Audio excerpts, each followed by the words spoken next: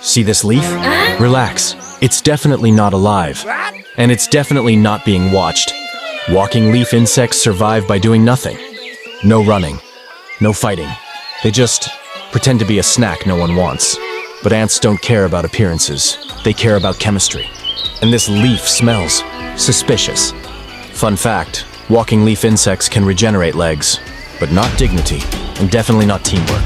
Because once one ant taps it, that's not curiosity. That's a signal. Now the leaf is walking. The ants are swarming, and camouflage just got canceled. Moral of the story? Looking like food works, until someone tries a bite.